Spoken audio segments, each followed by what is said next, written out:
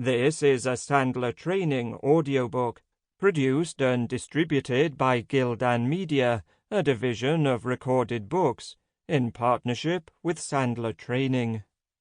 The 21st Century Ride-Along: How Sales Leaders Can Develop Their Sales Teams in Real-Time Sales Calls, by Antonio Garrido. Narrated by Bruce Mann. We hope you enjoy this program. Forward. Antonio Garrido has a special gift as a writer.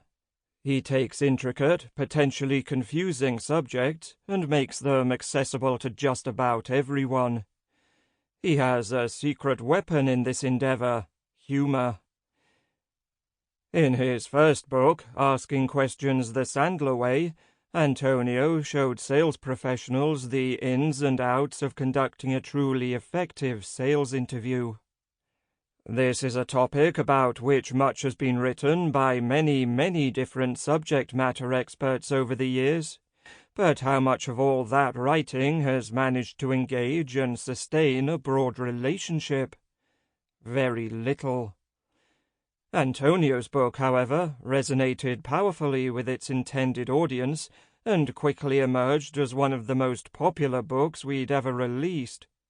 His witty, irreverent, iconoclastic point of view gave salespeople in virtually every field a unique point of entry to his work, and it also gave Antonio a platform for a one-of-a-kind masterclass on the art of asking a prospect the right question at the right time. His light tone in the book balanced perfectly with his own serious, long-term commitment to mastery in his chosen subject. As a result, readers enjoyed going on the journey he had mapped out for them.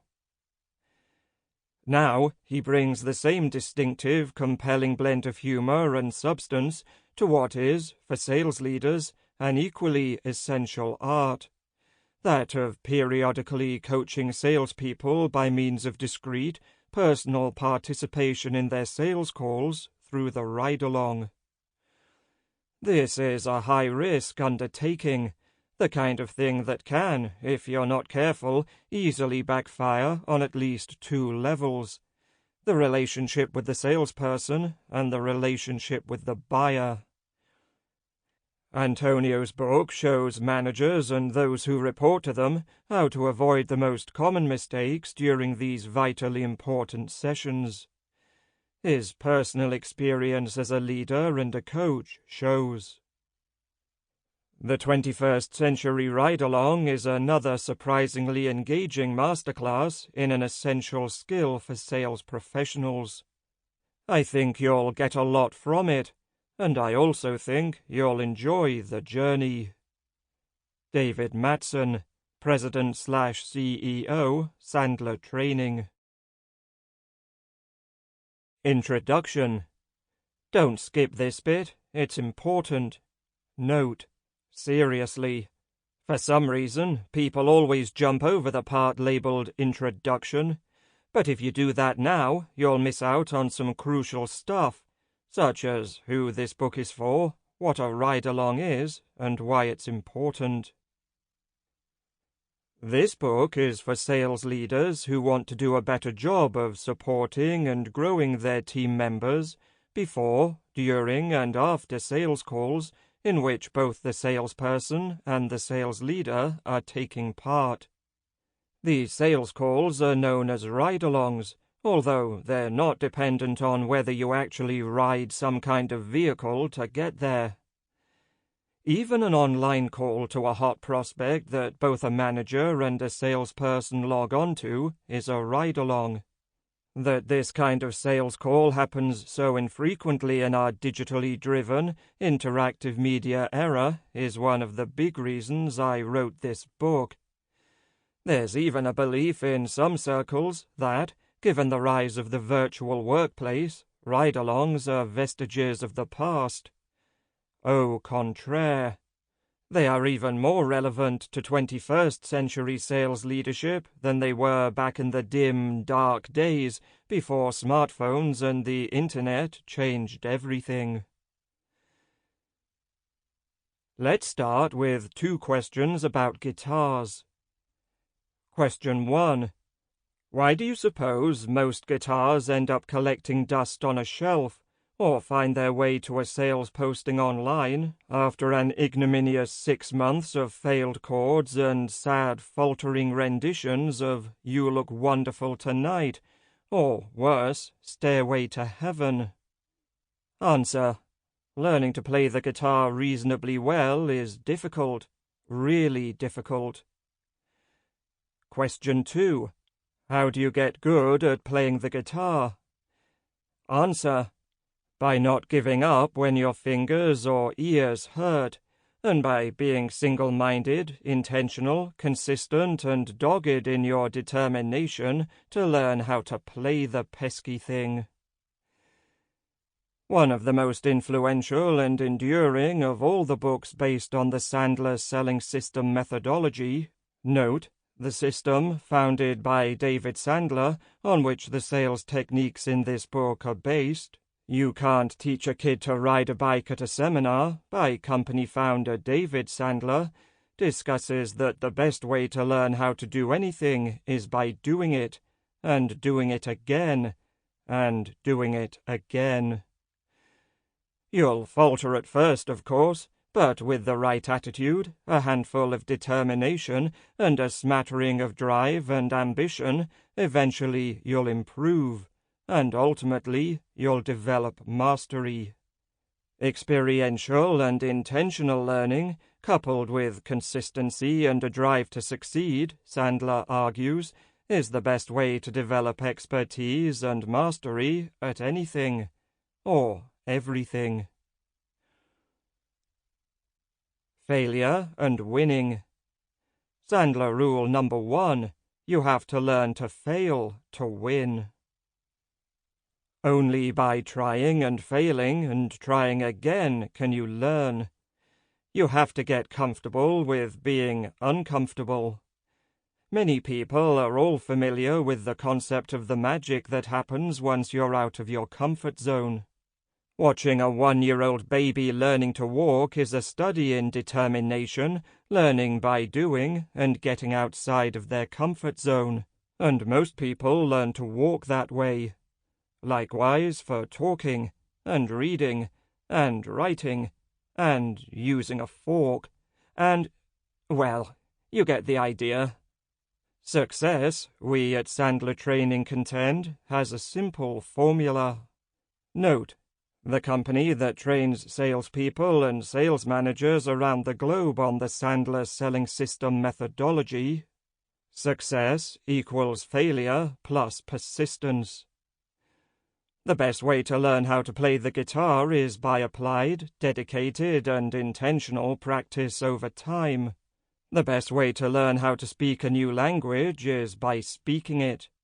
The best way to learn how to drive a car, ride a bike, read, talk, play soccer, or bake a soufflé is by intentional practice, where a person regularly involves themselves in the experience rather than simply reading about it in a book, watching a video, or learning about it in a seminar. Note, well, maybe not a soufflé. I've tried it like 1,000,000 times, and it's really, really difficult. The French are a wily and cunning bunch. Show-offs, really, when you come to think of it. The single best way to learn to ride a bike is to get on it, fall down as often as is necessary, and get used to balancing on 2 wheels and figuring out how to ride it. Note, yes, even after falling off, skinning your knee, and letting the boo-hoos out on more than one occasion. What do managers and their staff actually want? Breaking news. Business managers and their staff want exactly the same things. Most people think that managers and their staff have quite different and distinct objectives, but they don't. Their objectives are exactly the same. Both sets of people want essentially the same thing. They're just looking at the same universe from different ends of the telescope, that's all. Consider the overriding objectives that managers have for their people. The best managers want a team of individuals who are highly self-sufficient, with a high level of skill and a high level of motivation. That's all. Why? They want people who do not need too much hand-holding, self-sufficient, who do good work, are skilled, and who do lots and lots of it, highly motivated. Heaven, right? Consider, too, what the individuals who work for the manager want. They want autonomy, mastery, and purpose. Note: well, who wouldn't, right? Sure, a new laptop and a bigger expense account too, but you get my drift. Autonomy. The ability to get on with things without being micromanaged to within an inch of their lives. Self-sufficiency. Mastery. To be able to operate at a high efficiency and effectiveness level. Skill. Purpose. A sense of reason and driving desire. Motivation. The question then is how to help make it all happen. How do you make that perfect and elusive management soufflé? This book is intended to be a practical guide to increasing the self-sufficiency of staff, as well as dramatically increasing their skills and motivation to boot. Will this be achieved by simply reading this book and then allowing it to gather dust on the shelf, sitting right beside your old guitar? Nope. This will be achieved by practicing the lessons contained in this book and by allowing yourself to learn by repetition and experience. Learn by doing. Yes, your fingers might hurt a bit every now and again on the journey, but where would the musical world be if Keith Urban had given up when his fingers hurt a bit, or worse, Eric Clapton? Exactly. Take a moment to consider the top 6 tasks that all managers are required to perform. Supervise/manage direct reports. Recruit new staff. Train/develop their people. Coach their team to higher levels of performance. Mentor the brightest and the best. All the other stuff. Note: administration, report writing, traveling, expenses management, customer visits, goal setting, internal meetings, etc. You know, the highly riveting, exciting, and productive stuff. Not. When we ask managers to record their activity in 30-minute increments throughout a typical work week, we often discover that they find themselves operating almost exclusively in 2 of the 6 buckets. Take a guess at which 2. Yes, supervise/manage and all the other stuff. Well done, you. Note: clever old sausage. Managers, it seems, are spending so much time oiling the wheels of the business and ensuring that those wheels continue to turn by filling in forms, doing the administration, attending meetings, writing reports for their boss to distill into their own reports, which is then distilled into the reports to their boss, which is then distilled into... that they simply don't have nearly enough time to make their people better. This is the age-old dilemma, of course, because whatever time spent on making people better has the highest ROI than any other single activity. But really, who's got the time? Double-edged sword. Tricky. Of course, if you realize, like me, that coaching your people would be the single best thing you could possibly do, if only that paper on ways we can reduce report writing didn't need to be in by Friday. If it's not presented in full animation PowerPoint with audio and dry ice, how could you possibly justify your new key to the executive washroom? Grrr. We are way too busy mopping the floor to turn off the faucet. So, why is it that while many people know that it's much better to teach a hungry person to fish than to give them a fish, they spend all their time doling out fishes like it's going out of fashion? Take a guess. Go on, take a guess. Look, if you don't take a guess and I just tell you, then aren't I just giving you a fish instead of teaching you how to... Okay. Sigh. The reasons are twofold: speed and skill. It's quicker, most managers feel, to just tell someone what to do, give them a fish, and most managers don't know how to properly coach, help teach them how to fish. But supervising and directing, command and control management, is not at all quicker in the medium and long term. Also, coaching is much easier than you think. You've just got to get on the coaching bike and start pedaling. You'll learn how to get better at it after you wobble and fall off a few times, and when you read and apply the skills, attitudes, and behaviors detailed in this book. It's okay to wobble. Once you build your coaching muscles, you will discover that coaching your team members is far and away the fastest way to get things done, the fastest way to improve the efficiency, effectiveness, and performance of your team, and the fastest way to increase self-sufficiency, skill, and motivation. Hurrah! How? Read on. Pop quiz for sales managers. Of all the things that sales managers need to achieve, what is the single most important task? Select from this list. A. To ensure that this month's sales goal is exceeded. B. To ensure the company's customers are delighted. C. To support the sales staff in achieving their personal goals. D. To develop the sales and customer-facing staff. Take a second to consider your response. If you answered A, you're probably being incredibly reactive, trying to juggle as many balls as possible, putting out fires all over the place, and keeping your eye on everything and everyone as you wait patiently for your nervous breakdown. Command and control micromanagers usually have bright but short careers. If you answered A, this book is for you. If you answered B, you're probably the nicest and most flexible supplier that your customers buy from. I bet your customers love you.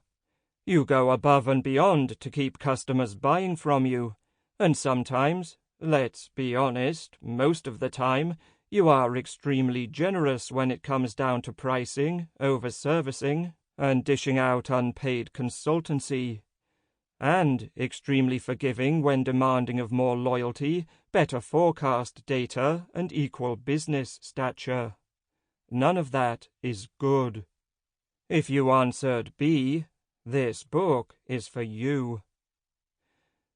If you answered C, you're probably riding roughshod over all other departments, since you believe that sales is the operational hub of the business, sometimes to the detriment of all other departments. Your cost per employee, especially in the sales function, is probably much higher than it should be, and you probably mollycoddle your teams in terms of compensation, support, time, expense account, punctuality of reporting, etc., and allow them to dictate the terms of their own employment. Your turnover is probably too low, and it takes too long to get rid of the weaker players. If you answered C, this book is for you. If you answered D, correct, well done, go to the top of the class, gold star. This book is definitely for you. This book is intended to help great managers as well as those aspiring to become great managers. The principles driving this book are relevant to all who recognize that the very best way to achieve any significant, meaningful, and lasting growth is when all the individuals in the business are operating at a higher level of self-sufficiency, skill, consistency, and motivation. Don't miss, too, the special appendices at the end of the book that you can share with salespeople who report to you and with C-level officers who may end up accompanying you on ride-alongs. This book will help you make the very most of your team's potential and your own by teaching you how to utilize one of the most powerful yet underutilized development tools in the sales leader's toolkit, the ride-along. Chapter 1: Leading or Lagging Indicators. It's extremely difficult for managers to determine whether they have staff members with great potential, good attitudes, willing to learn, high drive and ambition, and so on, simply by looking at a series of lagging indicators in a monthly accounts spreadsheet. Lagging indicators are normally measured in sales invoiced, or dollars in versus set targets. But what if the targets that have been set have become unrealistic or are flawed in some way? What if unexpected market consolidation has blown up the entire basis for their targets?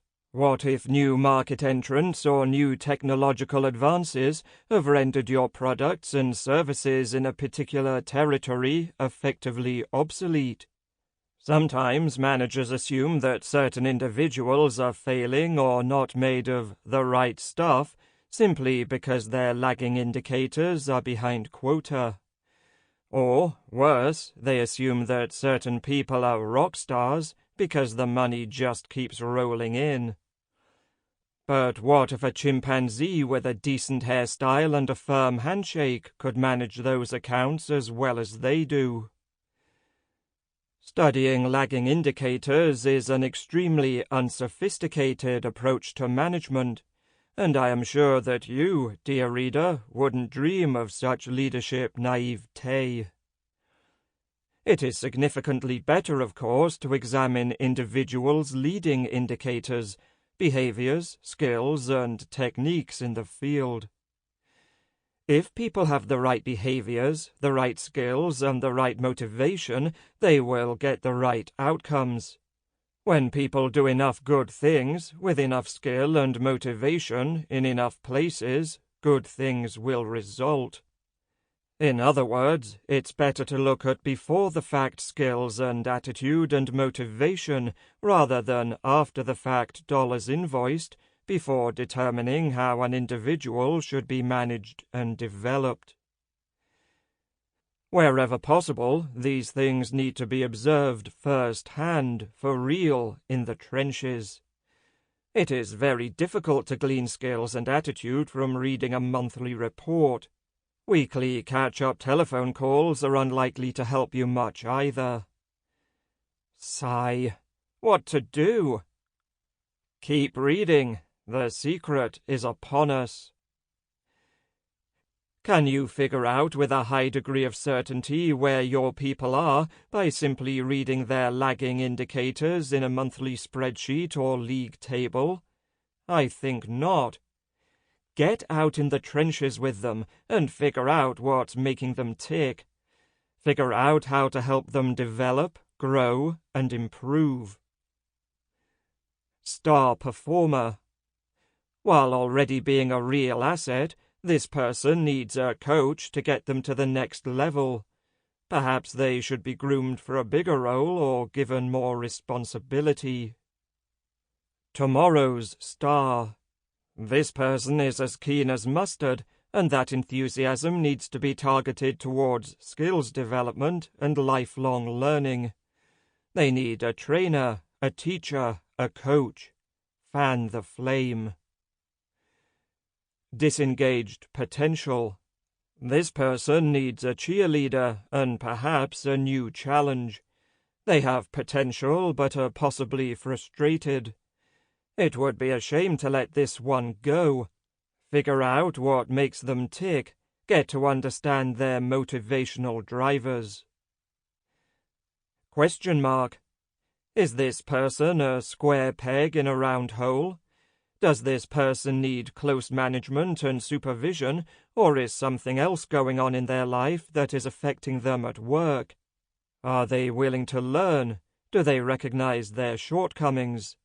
Is their attitude lacking because they need training? Your success as a sales manager is entirely dependent upon the success of the sales professionals who work for you.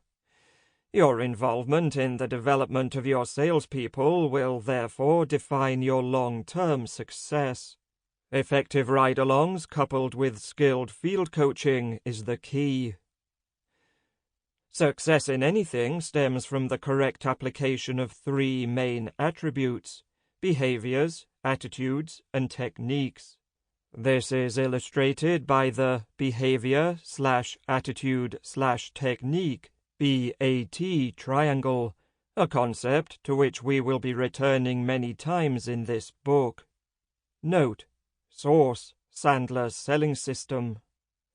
Organized and sustained coaching significantly helps individuals make improvements in all three of these critical areas, and, consequently, makes them more likely to succeed.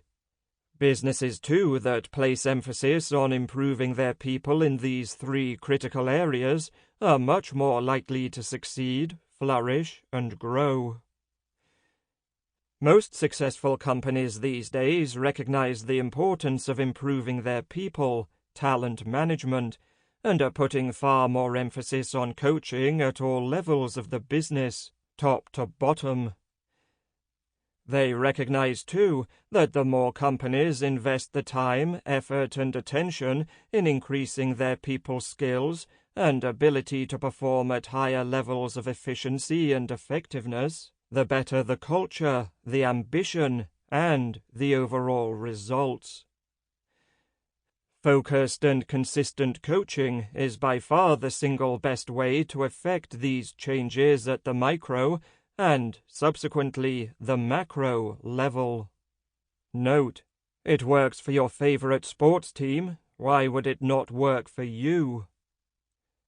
As a rule, sales ride-alongs will take one of three forms. The manager is a passive observer only. The manager does all the selling/talking while the salesperson observes.